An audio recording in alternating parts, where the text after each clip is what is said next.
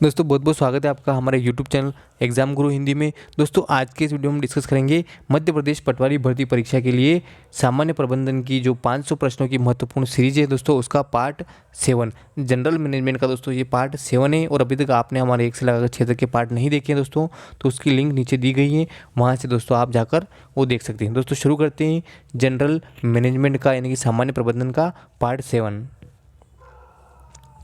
सबसे पहला क्वेश्चन, किस नियम के अंतर्गत ट्रायल बैलेंस का मिलान हमेशा होना चाहिए? तो दोस्तों वो है प्रत्येक डेबिट का एक तदनुरूप क्रेडिट होता है। राष्ट्रपति, उपराष्ट्रपति, कार्यकारी निर्देशक आदि किस स्तर के प्रबंधक होते हैं दोस्तों? तो होते हैं शीर्ष प्रबंधक।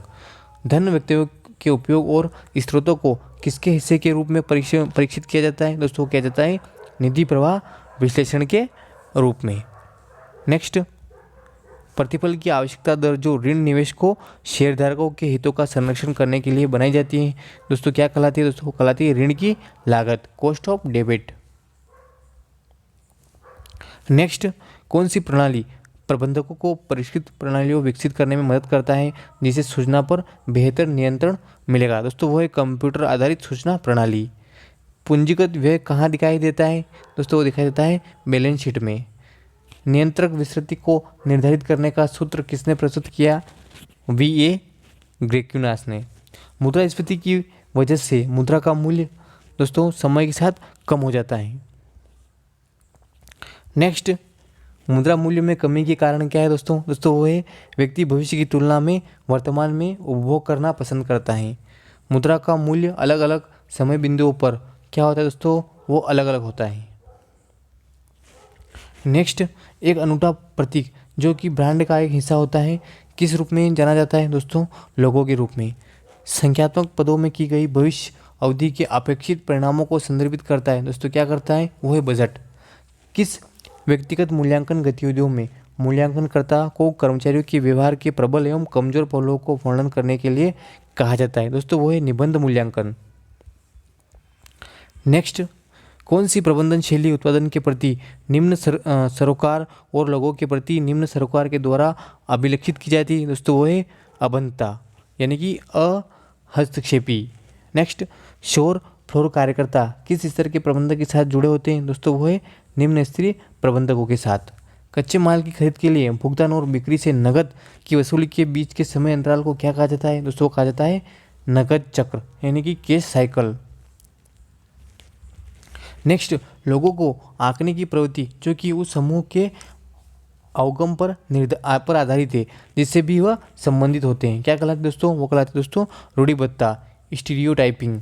नेक्स्ट, नेतृत्व के कौन से सिद्धांत के अंतर्गत माना जाता है कि नेताओं में कुछ सहज व्यक्तिगत लक्षण होते हैं? दोस्तों वो है नेतृत्व का विशेषक सिद्धांत। किसका प्रयोग अधीनस्थों की गतिविधियों को मापने और सही करने के लिए किया जाता है दोस्तों? जिससे यह सुनिश्चित हो सके कि कार्यक्रम योजनाओं के अनुरूप है दोस्तों, वो है नियंत्रण। नेक्स्ट, एक मशीन की खरीदारी किस प्रकार का उदाहरण है दोस्तों? वो है पूंजी का व्यय।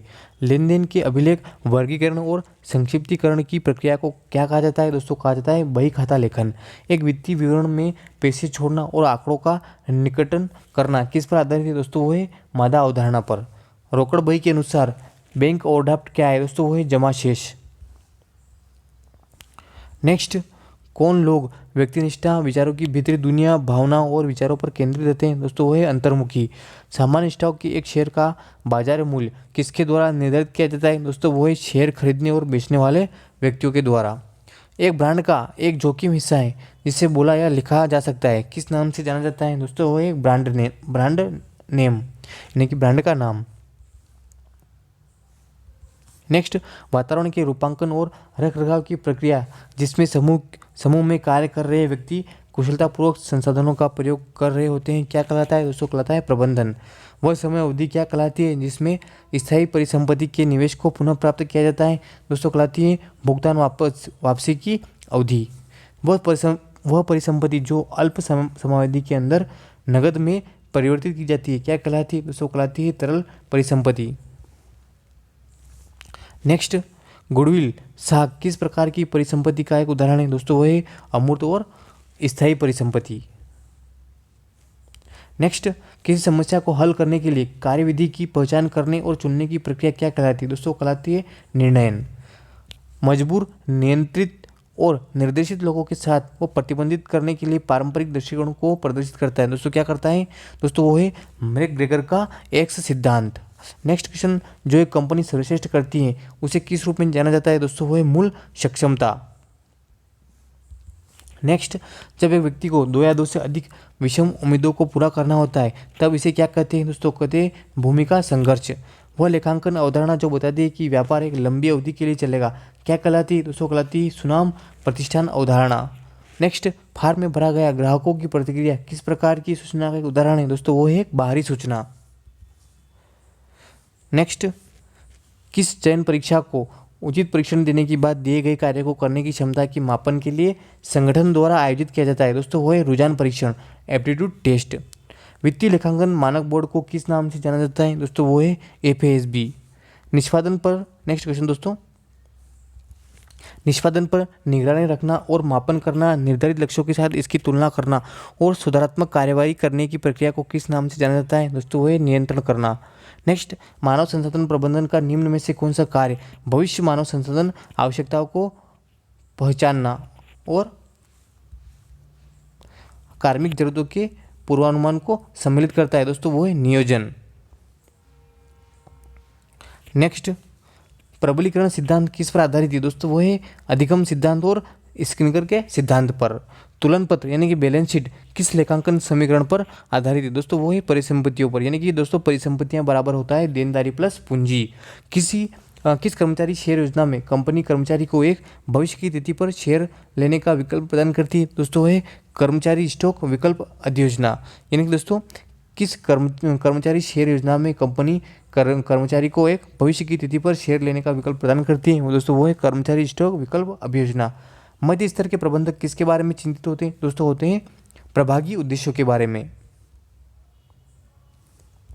नेक्स्ट, जब व्यापार का मालिक अपने निजी प्रयोग के लिए व्यापार से धन निकालता है तो उसे क्या क्या कहते हैं? दोस्तों उसे कहते हैं आहरण। कितनी समय अवधि के अंदर होने वाले लेन देन के लिए वित्तीय खाते तैयार किए जाते हैं? दोस्तों वो है 12 माह। संगठन में प्राधिकरण के 3 मुख्य प्रकार कौन से हैं? दोस्तों वो है लाइन, स्टाफ और प्रकार्यात्मक।